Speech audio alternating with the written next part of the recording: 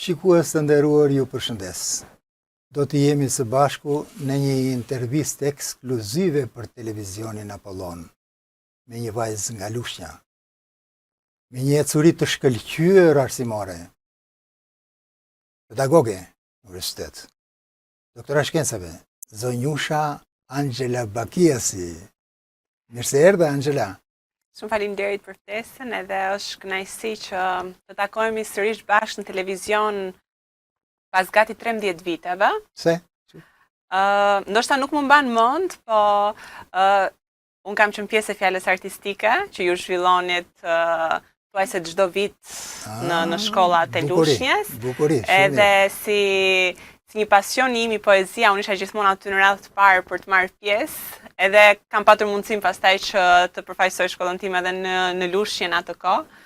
Edhe të marrë çmimin e parë, që kështu jemi parë disa herë bashkë, por më vjen mirë që tani jemi sërish për treguar gjëra të reja që kanë ndodhur gjatë këtyre viteve dhe më shumë eksperjenca sigurisht. Bravo, gëzohem shumë që takohemi në këtë mënyrë, një mësues me një nxënëse që ndërkohë ti ke konkuruar dhe ke fituar çmimin e parë. Si duket ka ndihmuar goxha ky çmimi i parë që ka arritur në këtë shkallë kështu, ë? Të ka motivuar një çik duket? Sigurisht që çdo vlerësim që ti merr të bëhet, le të themi, si një shkallë që ti ngjit për të ecur më përpara. Por në stadie të ndryshme të moshës, objektivat fillojnë dhe ndryshojnë edhe ti merr thuajse në një drejtim pak më ndryshe, por pasioni për të bërë gjërat mbetet po e njëjtë si atëherë. Është gjë e bukur vërtet që të vish në këtë përsëri moshë rinore nga një nxënëse në 9 vjeçare, edhe ato shoqet edhe shokët që kanë konkuruar do të shikojnë kjo vajza na ka marrë çmimin e parë. Shumë e bukur, është shumë e bukur. Angela, atëherë le të njohim shikuesit tanë me atë CV-n, me jetëshkrimin pak a shumë tuaj, nga vini juve dhe cili është origjina juaj, vendet ku juve keni domethënë ata njerëzit tuaj të dashur, pak a shumë. Atëherë, me origjinë unë jam nga Skrapari, i mat është nga Skrapari, por unë kam lindur në një fshat të Lushnjës, në Pluk, dhe më pas jam zhvendosur në Lushnjë për të kryer gjimnazin. Më pas, sigurisht, jam zhvendosur në Tiranë për kryen e studimeve universitare dhe për çdo të ri në fakt që vjen nga rrethet, nga një qytet i vogël, është pak sfidë për shtatja, le të them, në një qytet shumë më të madh, në kryeqytet, është sfidë për disa arsye.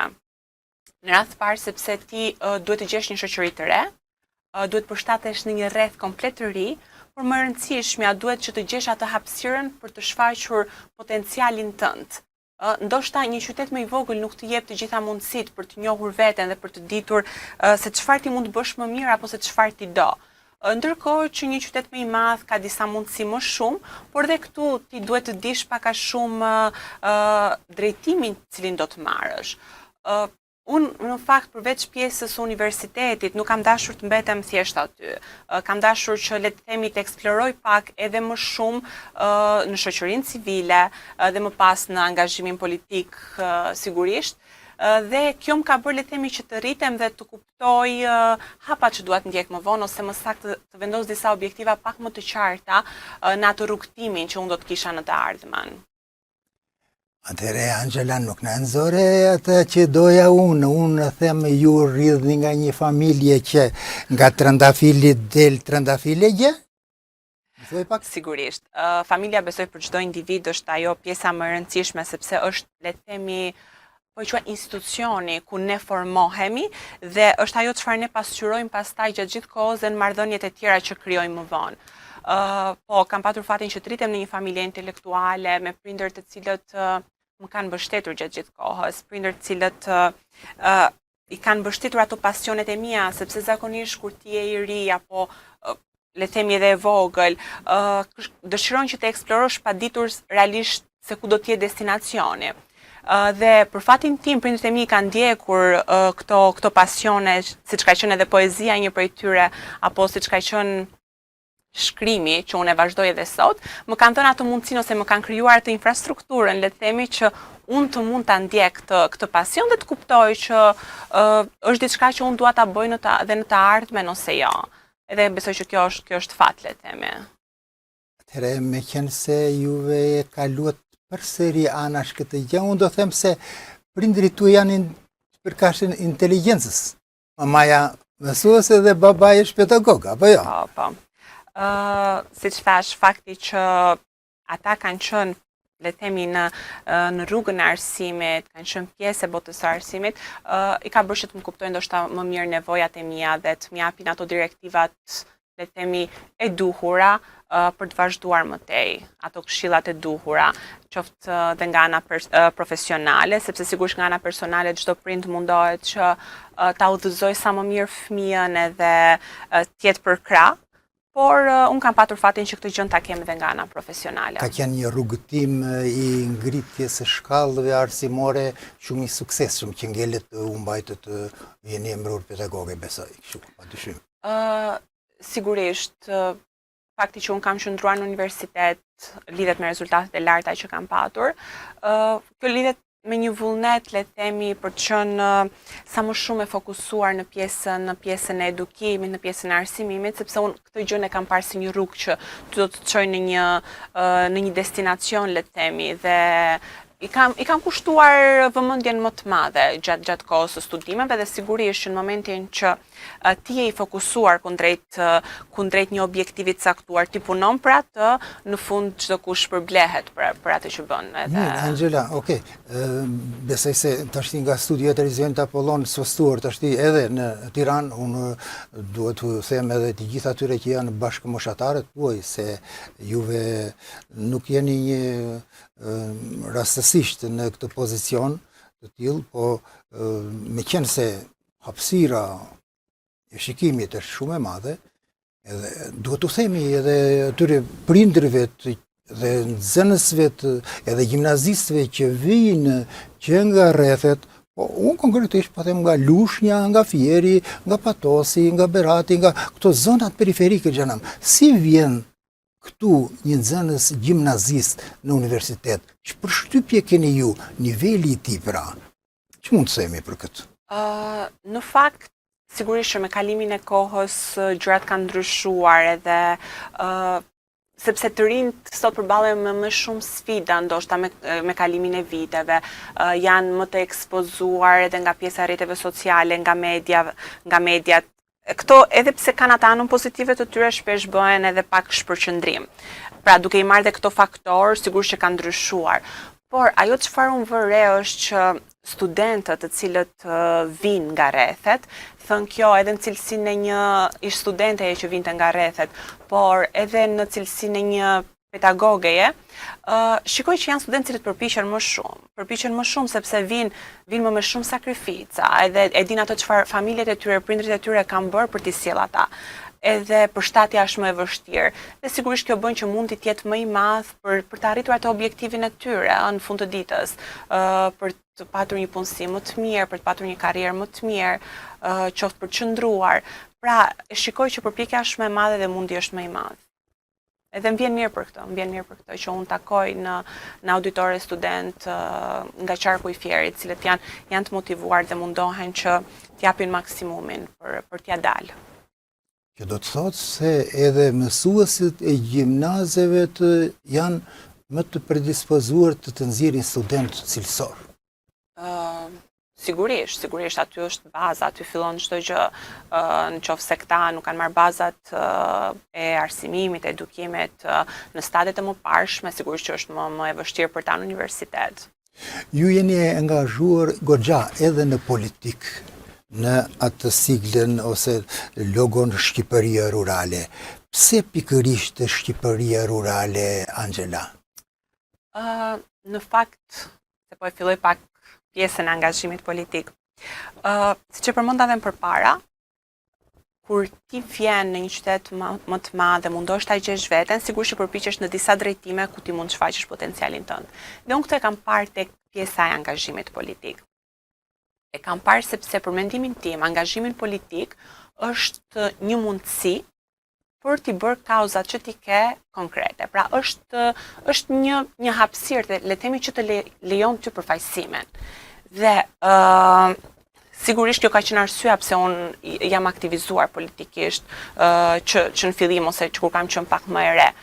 Tani më jepet një mundësi që është një platformë në fakt e realizuar nga Partia Socialiste, e cila jep mundësinë çdo të riu dhe jo vetëm, pra çdo grup moshe, çdo personi me kualifikime të ndryshme, që mund të jetojnë këtu apo që mund të jetojnë të jenë në diaspor, të garojnë për të qenë pjesë e kuvendit të Shqipërisë. Domethënë është një mundësi goxha e madhe, sigurisht, që ti të kesh mundësinë të përfaqësosh një komunitet në kuvendin e Shqipërisë. Dhe jam bërë pjesë e kësaj nisme me kauzën që unë kam Shqipëria rurale. Dhe për të dalë në pyetjen tuaj. Shqipëria rurale, sepse, le themi, është pjesë e gjithë rrugëtimit tim. Unë kam lindur në fshat, unë kam studiuar në Universitetin Bujqësor Tiranës, më pas jam larguar për një cikël studimash në master në Francë përsëri në një universitet bujqësor, pra Supagro, dhe tani edhe nga ana profesionale jam lidhur goxha me pjesën e agroturizmit, me pjesën e fermerëve, dhe pra është një rrugëtim që mua më ka lidhur me këtë gjë. Dhe sigurisht që tani që mua më jepet mundësia, unë dua ta çoj më përpara këtë kauzë, pra të bëj disa gjëra akoma më konkrete se çfarë unë kam mundur të bëj deri më tani. Pastaj një nga këndvështrimet e tjera se si unë e shoh Shqipërinë rurale është rikthimi për të investuar dhe për të dhënë atë kontributin në vendlindjet, le të themi. Pra, unë shikoj shumë studentë mi sot që përfundojnë studime dhe duan të qëndrojnë në Tiranë, se sigurisht ndoshta ofrohen pak më mundësi ose ashtu ata mendojnë, por unë dua të them që prit se ndoshta vendlindja, vendi nga ti ka ardhur, ka disa potenciale goxha të pashfrytzuara. Dhe jam munduar ta bëj këtë dhe me anë të disa shembujve që unë kam shkuar në përfshatra, kam intervistuar edhe të rinj të cilët janë kthyer jo vetëm nga Tirana, po janë kthyer nga jashtë dhe kam patur mundësinë që të krijojnë biznese me atë çfarë zona ofron. Dhe realisht janë më mirë dhe më të përmbushur se shumë të tjerë që nuk kanë zgjedhur ta bëjnë këtë. Pra, kjo është gjëja që unë po mundohem që të promovoj dhe të sjell me atë mundësi që unë kam tani. Pastaj, duke mu dhënë mundësia që unë të jem një përfaqësi në një nivel më të lartë, sigurisht që ajo çfarë unë mund të bëj do të jetë më e madhe. Pra, kjo është arsyeja pse.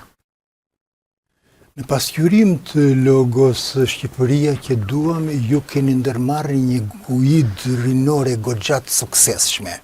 Ç'ndjesish ka kjo nga atë rinjt, ju vetë, çfarë mund të themi të rinjve për të guid rinore? Guidrinore. Do më thonë, unë të da quaja më shumë takime që unë kam zhvilluar me të rinj, kryesisht në zonat rurale apo student që vinë. Dhe unë në radhë të parë jam munduar të përçoj mesazhin që në rregull, Shqipëria rurale, por nuk kemi nevojë vetëm për profesione teknike të lidhura me bujqësinë, por ne kemi nevojë edhe për mjekun, kemi nevojë edhe për ekonomistin, kemi nevojë për arkitektin.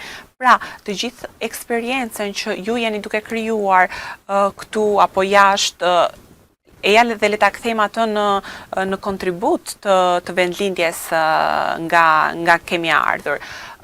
Se si është pritur. Sigurisht që është pak e vështirë edhe për të rinj që ta përqafojnë këtë si nisëm. Në radhë të parë sepse janë larguar ndoshta për një mundësi më të mirë dhe është pak e vështirë për ta konceptojnë rikthimin, por gjithashtu jam hasur edhe me të rinj cilët le themi e kanë pëlqyer si nisëm dhe e kanë mbështetur si nisëm, thjesht kanë dashur atë, le themi, nivelin pak më të mirë të organizimit, të njihen pak më shumë me mundësitë që kanë nëse kthehen, dhe kanë një nevojë për një lloj drejtimi, pra një lloj drejtimi dhe një lloj informacioni që ata mundet ta aksesojnë edhe pse jo të kthehen dhe të investojnë në vendin e tyre. Po.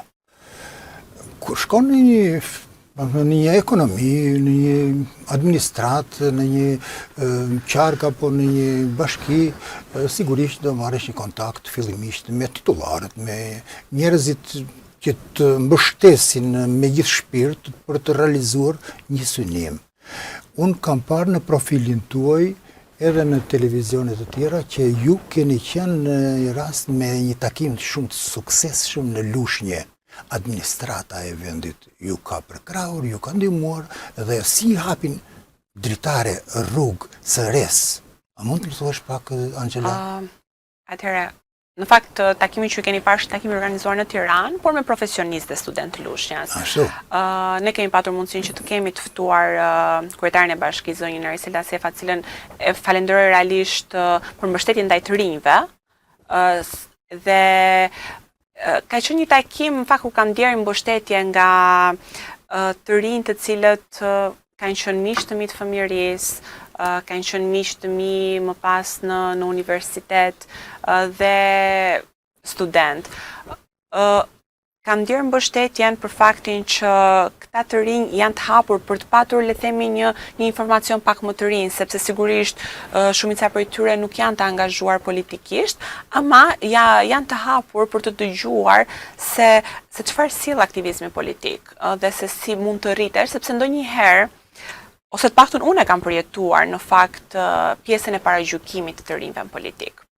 Dhe unë nuk dua që të rinjt sot të mendojnë që ky paragjykim vazhdon akoma. Dhe dua që ta kenë një informacion pak më të saktë. Mua, për shembull, aktivizmi politik mendoj që më ka rritur. Dhe këtë nuk e them thjesht nga ana profesionale. Unë këtë e them nga ana personale. Pra, më ka dhënë mundësinë që të udhtoj më shumë për të takuar dhe me forume të ndryshme rinore politike në Europë dhe jo vetëm. Më ka dhënë mundësinë që të marr pjesë dhe të jem në konferenca ndërkombëtare, në radhë të parë për të formuar më shumë atë backgroundin politik.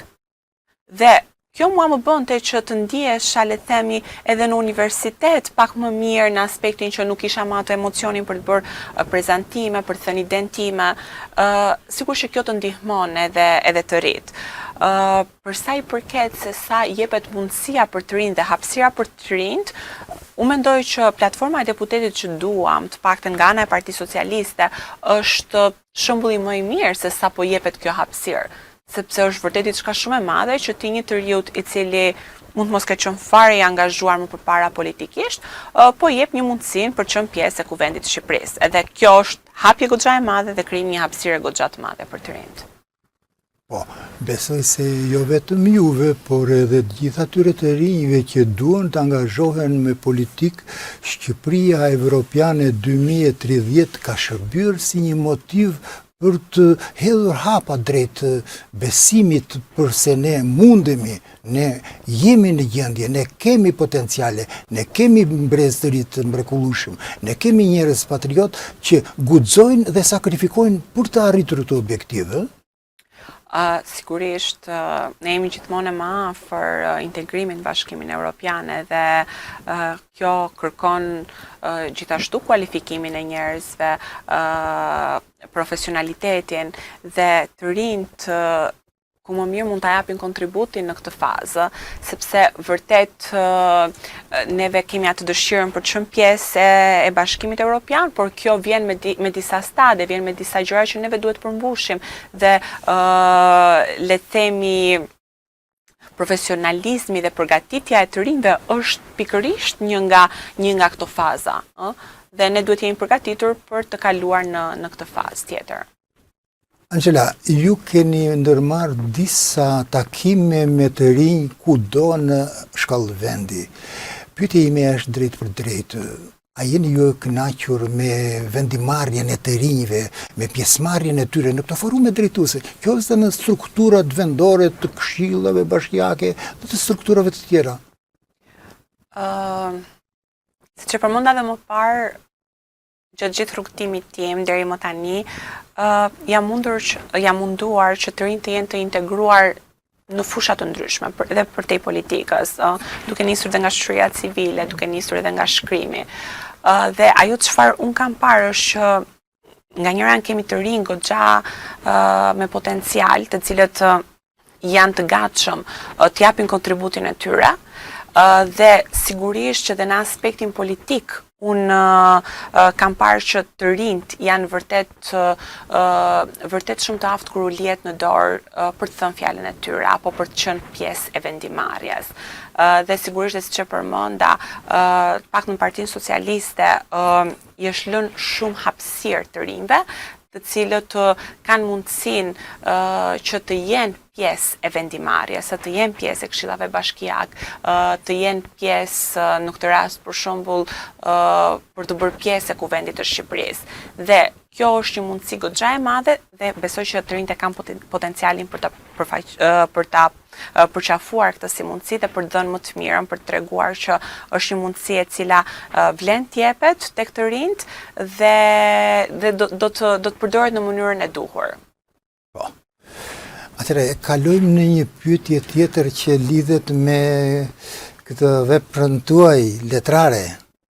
Anxhore, dakord jemi? Mund të kalojmë në këtë libër pasi unë duhet të komplimentoj shumë për faktin se vini me 2 libra, një vajzë e re, një fituese në konkursin e disa viteve më parë kur ishit 13-14 vjeçe, vini me këto libra ku tregoni nivelin tuaj letrar dhe artistik. Që është copëza, që mund të themi, jam shumë i kënaqur me stilin tuaj. Bile mund të quaj disa, jo skica letrare, por dhe tregime. Më kanë lënë shumë mbresa, si çdomos, kur vjen puna të melodia e krepave, po marrë, të marrin, që ndërhyn ti atje, do të thënë, të bën një bisedë hermetike, duke shkuar të paraardhësit tuaj, dhe e nxjerrte nëpërmjet një bisede shumë të çiltër të kuptojnë njerëzit. Çfarë tregon kjo për juve? Juve do të jeni dhe një shkrimtare ardhshme? Në fakt, Copëza është librimi i parë. Është quajtur i tillë sepse ka përmbledhjen, le të themi, të pjesëve të vogla në stade të ndryshme të zhvillimit tim personal dhe profesional, po nga ana tjetër të moshës. Unë kam filluar të shkruaj që kur kam qenë në klasë të 5, le të themi më lindja i pasioni për shkrimin, dhe kam vazhduar deri në universitet dhe këto pjesëzet e vogla që unë kisha, i kisha të ruajtura vetëm aty në laptopin tim. Ishte dëshira sigurisht që të mund t'i ndaja me të tjerët, po nga ana tjetër është edhe ajo pjesa e frikës se si do të priten, sepse në një libër apo në një shkrim ti hedh të gjitha ato ndjenja dhe emocionet e tua. Dhe hapja ndaj të tjerëve, ndaj botës, domethënë është pak e sikletshme sepse ti nuk e di se si këto do të priten nga të tjerët dhe se si do të reagojnë ndaj këtyre shkrimeve. Pra, duket sikur ato do të zbulojnë pak nga ti në momentin që lexojnë shkrimet e tua. Por nga ana tjetër, miqtë mi të cilët i lexonin këto shkrime, vija re që e gjenin veten në to. Pra, ishim po edhe unë e mendoj kështu, po sa më përfaqëson mua ky shkrim. Dhe në atë moment mendova që pse jo këto shkrimet mund t'i lexojnë dhe njerëz të tjerë, dhe nga ana tjetër është edhe le të themi një dokumentim i atyre stadeve të ndryshme dhe atyre copëzave të ndryshme përgjatë gjithë zhvillimit tim. Në fakt në një moment kur do të botoja këtë librin, i kthehesha dhe i lexoja nga e para shkrimet dhe doja ndryshoja gjëra. Doja ndryshoja gjëra për faktin që disa për tyre ishin shkruar kur unë kam qenë në gjimnaz, për shembull. Dhe mendimet e mia kanë ndryshuar në disa koncepte. Por, më pas mendova që çfarë kuptimi ka, ato duhet jenë ashtu siç janë shkruar autentike, në mënyrë që edhe një vajzë e vogël që mund të jetë sot në klasën e 9, të mund ta gjejë veten në disa prej tyre shkrimeve. Pra, le të jetë ky një libër për disa mosha të caktuara, ashtu siç ka qenë Angela në momentin që i ka shkruar. Dhe ja ku është. Në vjen mirë, bravo. Ti e shikoj, tash natyrisht, se tash ti e pedagoge, je rritur në një moshë rinore që je me shumë potencial, por fakti që letërsia të ve përballë, siç i ve një deputet përballë premtimeve dhe realizimeve, edhe kjo dashje pa dashje të ve përballë disa lexuesve që kanë nivele të ndryshme dhe bën vlerësimin e heshtje këta shpesh herë. Pavarësisht se ju e keni edhe me recenca në publicistik dhe ju kanë lëvdëruar goxha, domethënë, të ve përpara një përgjegjësie, domethënë, e shikoj këtë, këtë. Kjo është shumë e rëndësishme dhe ju e kuptoni shumë mirë dhe kjo ka rëndësi që dalja e një libri të jetë si produkt i një akumulimi dhe të jetë dora e fundit të matesh, si thot Roba Qepsi, disa herë edhe 7 herë dhe të presësh një herë, sepse po doli pastaj nuk e riparon dot. Ti e ke shumë të qartë dhe më vjen shumë mirë. Angela, keni ardhur edhe në një libër tjetër, siç më keni aty një copës tjetër, libër tjetër, pra i dytë. Ç'është ky libër tjetër? Dhe këtu nuk janë vetëm copëzat e mia. Në fakt, duke u nisur nga eksperienca ime që kisha këtë sikletin e botimit të parë, edhe më është dashur që ta mendoj shumë, kam dashur që të jem, le të themi, një mundësi unë për disa shkrimtarë të tjerë të rinj, të cilët do ta hedhin këtë hapin e botimit të parë. Pra kam dashur të jem një ndim, një derë. Dhe prandaj ndërmora një nisëm për të botuar një libër me copëzat të përmbledhura nga shkrimtarë të tjerë të rinj. Dhe është copëza dyshe quaj unë. Këtu është vetëm një shkrim i imi.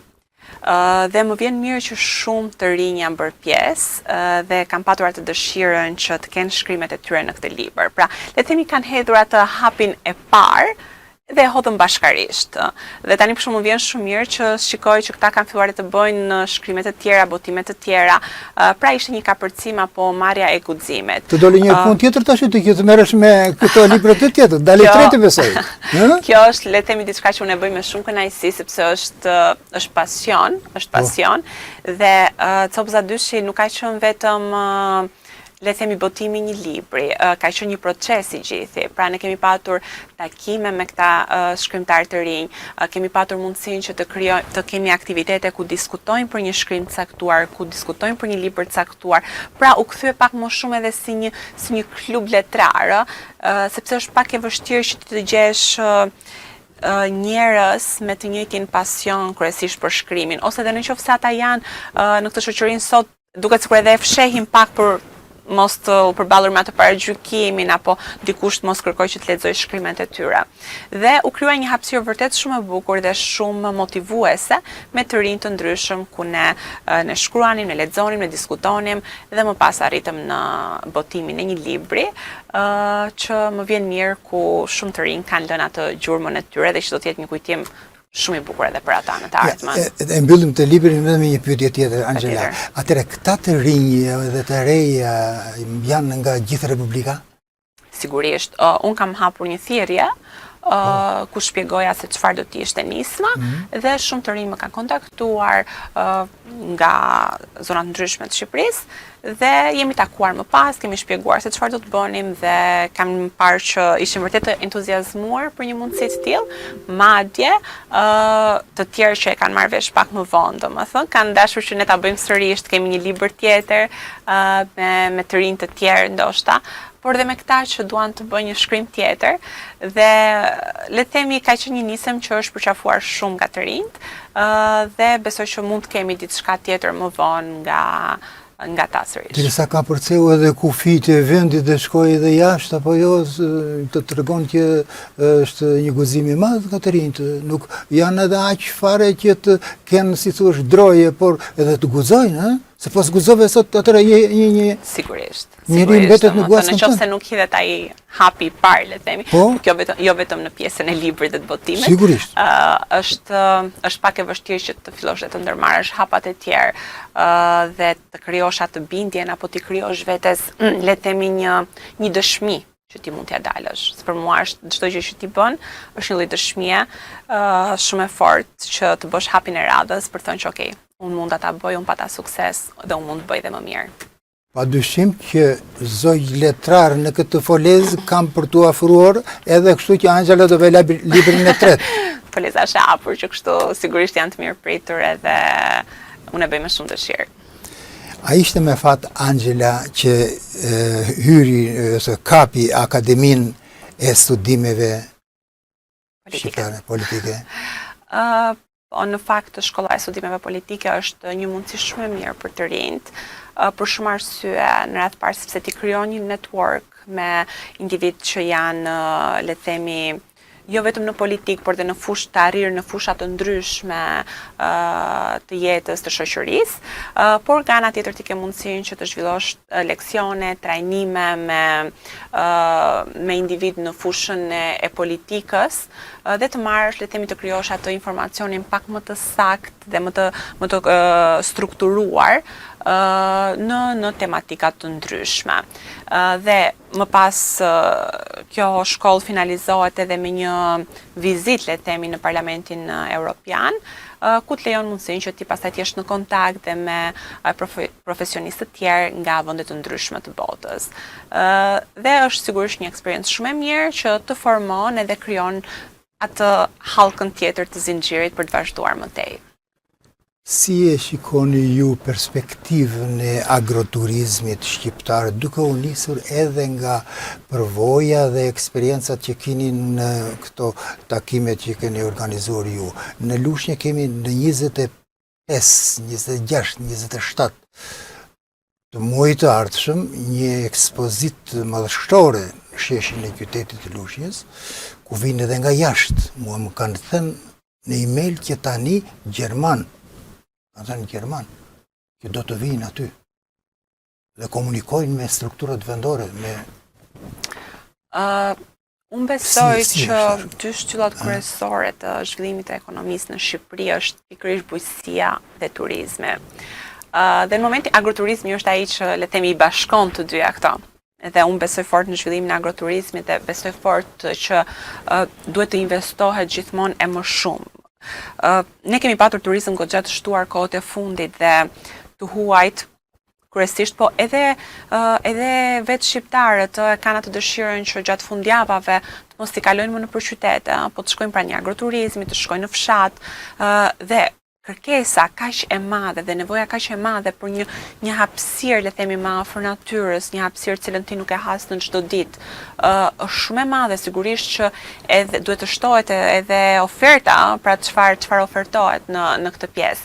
Dhe unë besoj që tani agroturizmet kanë goxha mundësi edhe financimi për të bërë diçka të bukur për të krijuar. Dhe më vjen mirë që janë duke u shtuar. Unë kam patur mundësinë që edhe të shkoj dhe të takoj agroturizmet, të njihem me historinë e tyre.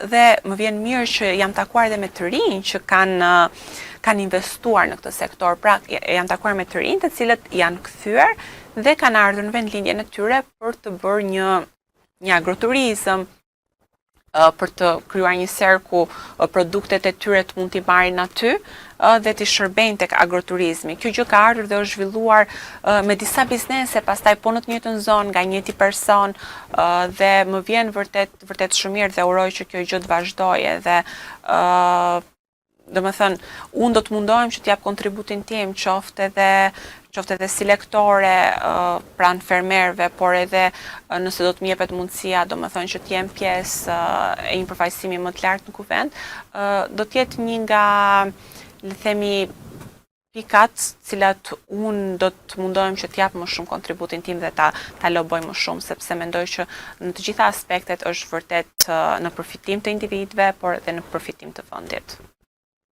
Më gëzon shumë sinqerisht fakti që kemi të bëjmë me një vajzë që e njeh mirë të rrjedhën e jetës në Shqipëri, në çdo sektor. Por unë do të bëj një pyetje pak më tej.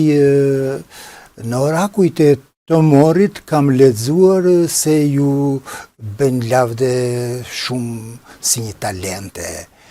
Pyetja ime është, unë jam në sinkron me këtë vlerësim, por pyetja ime është, a ndjen Angela e përkëdhelur në sedër nga lavdërimet të tilla dhe ç'qëndrim mban ajo për veten e saj?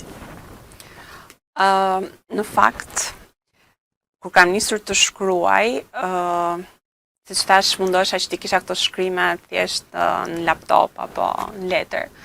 Dhe më pas më jepet një mundësi nga Gazeta Dielli të Morit në atë kohë për t'i botuar këto në një gazetë që vinte një herë në muaj, edhe për mua ishte një kënaqësi shumë e madhe që unë të shkoja të merrja gazetën dhe të lexoja shkrimin e radhës.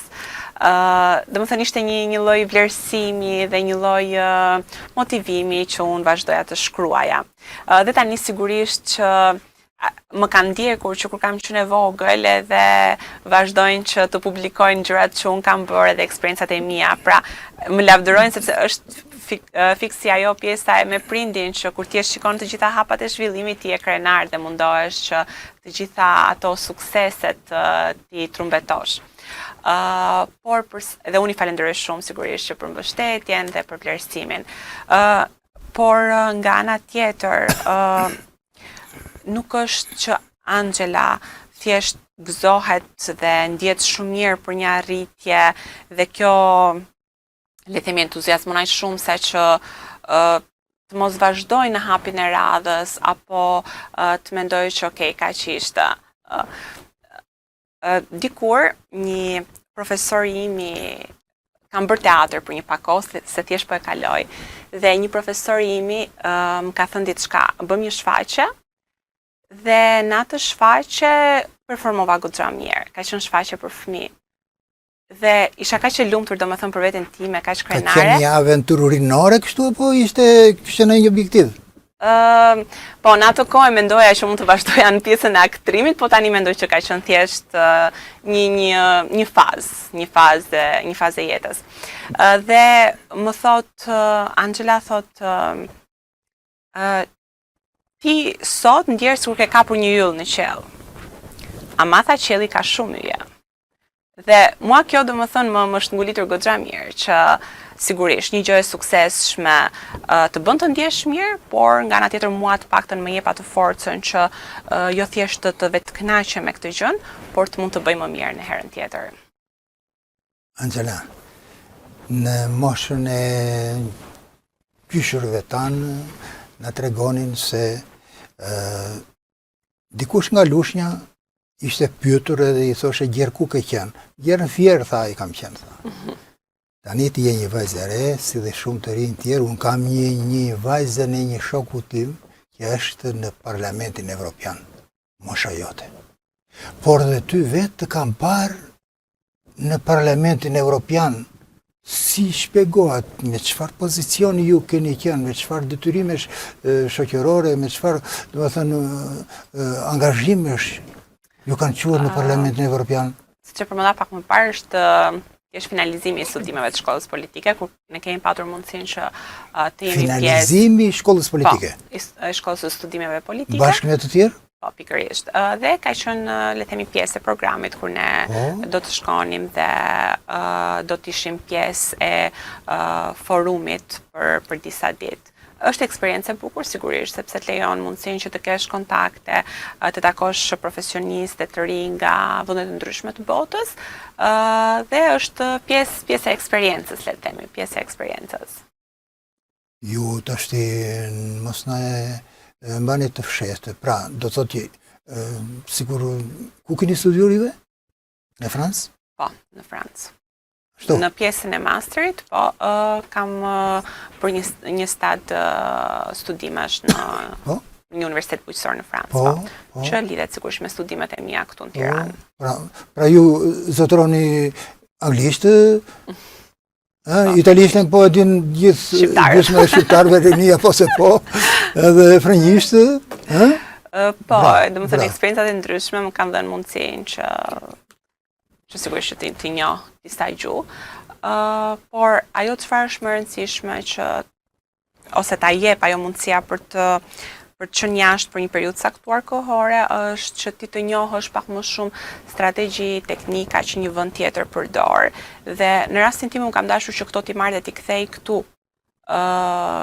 Dhe kjo është ajo çfarë mendoj të rinjt duhet apo mundohen që të bëjnë që ne marrim pak një background pak më ndryshe se vendi jonë, një vend pak më të zhvilluar, se si ata le të themi përballen apo integrojnë strategjit në fushat caktuara. Në rastin tim ka qenë në stadin në fushën e zhvillimit rural, në fushën e bujqësisë, por mund të jetë në fusha të ndryshme.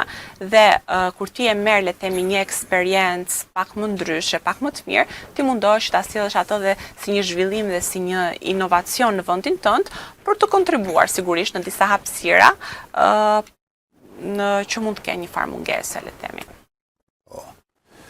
Mirë, në profilin tuaj, Angela, unë kam konstatuar me kënaqësi një detaj që nuk e kanë disa profile të tjera. Guxoni që të hapni dhe një podcast, mos gaboj, më korrigjo, me titullin e Reze. Ç'të thot kjo? Çfarë qëllimi keni juve që t'ju thoni të rinjve nëpërmjet këtij podcasti?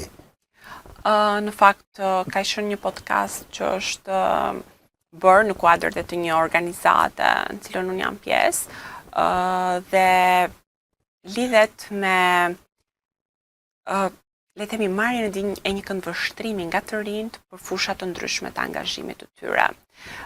Pjesë e këtij podcasti, për shembull, ka qenë një i ri i cili është i angazhuar në fushën akademike dhe së bashku kemi bërë një bisedë për të thënë se si është sot ky lloj angazhimi, si janë studentët sot, si janë të rinjt, çfarë ka ndryshuar dhe çfarë ndryshon kur ti le të themi je pak më i madh se mosha e tyre. Pra ka disa risi që të rinjt i sjellin në fushën akademike duke qenë më afër studentëve, ndryshe nga moshat pak më të mëdha. Kemi patur mundësinë që të kemi një individ i cili ka qenë i angazhuar me pjesën e ekspertizës në mjedis, me ndryshimet klimatike. Pra, ideja e këtij podcasti ka qenë që të shikojmë se si të rinjt janë angazhuar në disa fusha të caktuara dhe çfarë ata janë duke sjellë të re në këto fusha, dhe sigurisht dhe problematika dhe sfidat me cilat përballen, sepse kjo është normale. Por kjo është ideja e podcastit dhe është pritur goxha mirë kryesisht nga të rinjt, sepse le të themi kur shikojnë disa bashkëmoshatar të tyre se si ja kanë dalë në disa fusha, edhe motivohen sigurisht për të vazhduar më tej, por nga ana tjetër marrin dhe një informacion pak më shumë për secilën nga fushat përkatëse. Unë kur ju nisa kësaj pune për të bërë një intervistë me Angela Bakiesin, mendova se do të kem një nxënëse, por ajo është tashmë pedagoge, shumë gjë bukur kjo, por pyetja është juve keni në profilin tuaj, keni thënë edhe të gjithë atyre dashamirësve dhe miqve tuaj që në televizionin shqiptar si e ftuar keni përcjell disa mesazhe. Mund të më sintetizoni diçka nga kjo bisedë që keni bërë në televizionin shqiptar? Në fakt ka qenë një bisedë mbajmend që lidhesh me pjesën e problematikave që të rinjt patën në kohën e Covidit, sepse atëherë u duk sikur u prekën moshat pak më të mëdha për anën shëndetësore, por të rinjt në ato kohë u prekën sepse shumë nga angazhimet që ata kishin u lanë për gjysëm, sepse ishte pamundur për shembull të paktën në shoqërinë civile, po dhe në angazhimin politik që t'ishe pak më shumë afër me të tjerët, të krijoje këto network-un, kontakte, dhe duket sikur shumë nisma u lanë për gjysëm.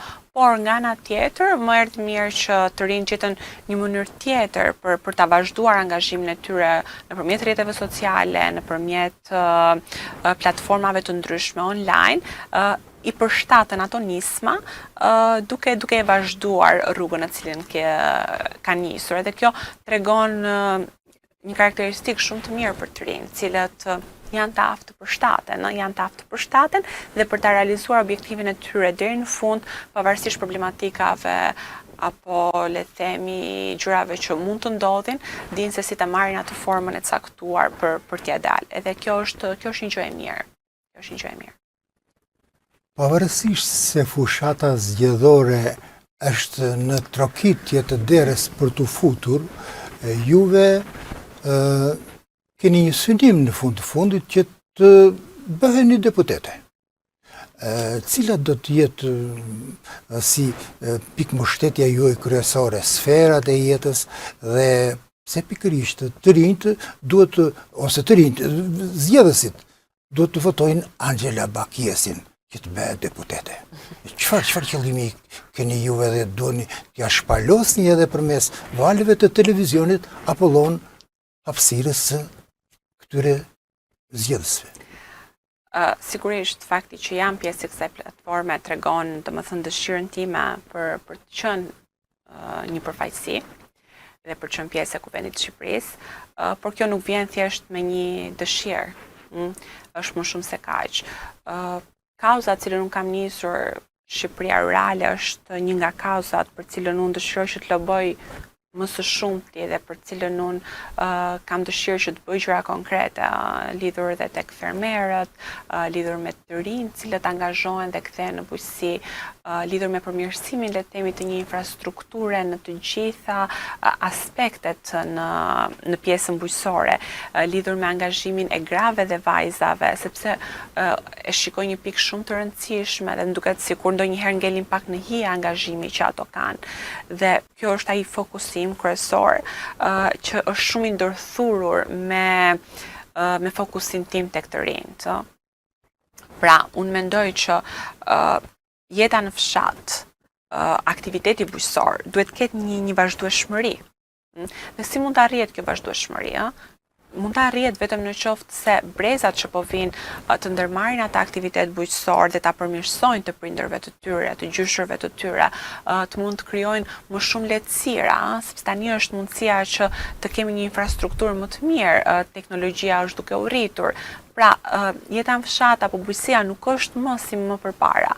Pra, ka disa mundësi të cilat ti mund të integrosh disa element për ta bërë më të lehtë dhe më të këndshme.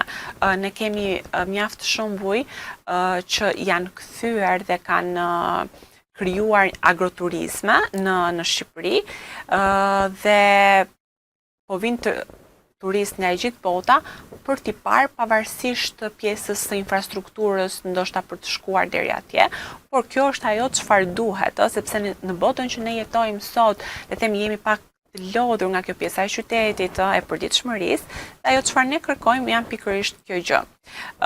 Dhe sigurisht që mbështetja ime dhe fokusi im do të ishte pikërisht tek Shqipëria rurale, pikërisht tek bujqësia, tek fermerët, tek gratë që janë në këtë sektor dhe tek të rinjt që duan të bëhen pjesë e këtij sektori.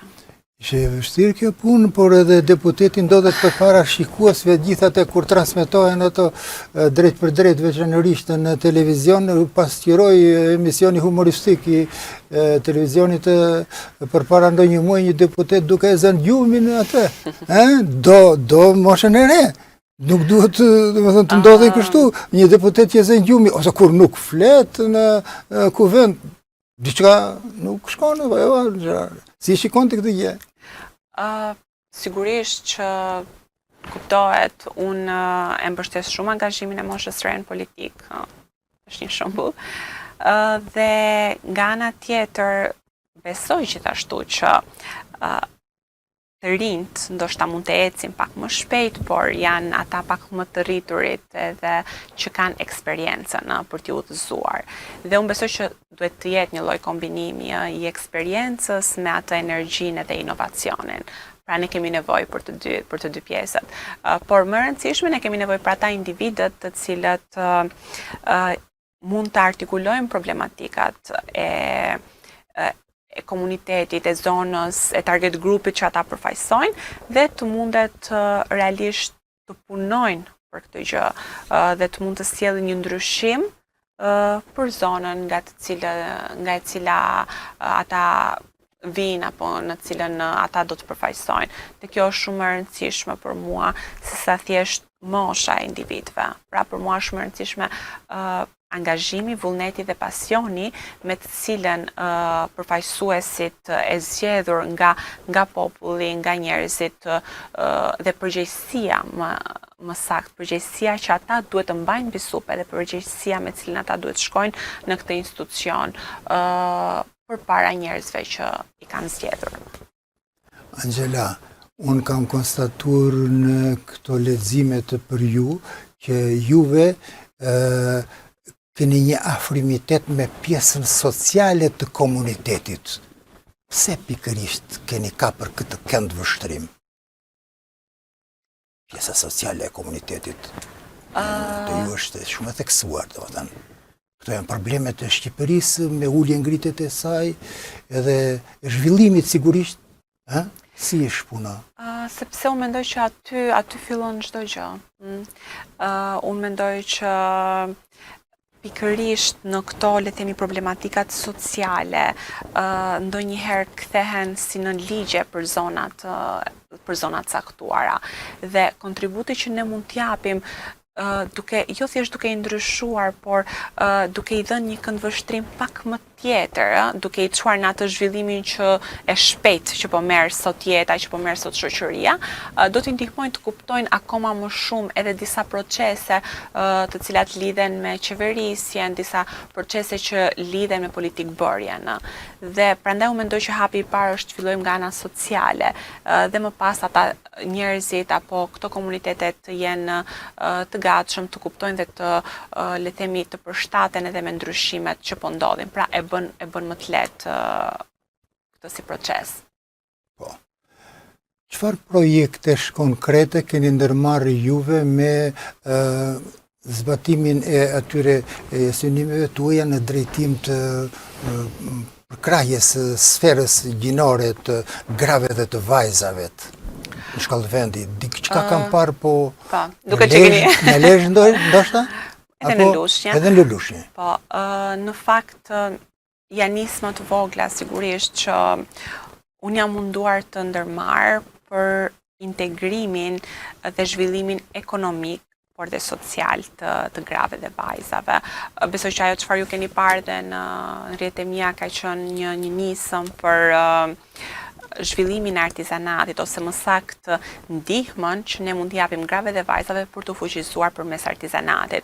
Pra kanë qenë trajnime të ndryshme të cilët i kanë ndihmuar por jo vetëm në prodhimin e produkteve të ndryshme, sepse e di që kemi shumë të zonja gratë dhe vajzat për të krijuar këto produkte, por ajo çfarë është më e rëndësishme është që të mund t'i promovojnë, pra është kjo pjesa e marketingut, që ato të mund t'i provojnë dhe të mund të kenë një përfitim ekonomik nga talenti që ato kanë.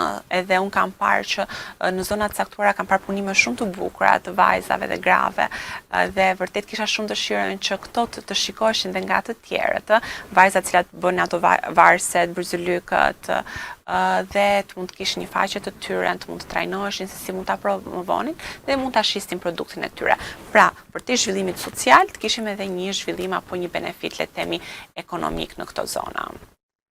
Dhe vërtet që është pritur shumë mirë edhe jam ndjer vërtet shumë mirë kur kam parë që vajzat mund të kenë krijuar edhe faqe ku shesin produktet e tyre që janë pëlqyer shumë edhe nga vendasit, po edhe nga të huajt që kanë ardhur dhe i kanë blerë, domethënë sepse janë gjëra shumë tradicionale.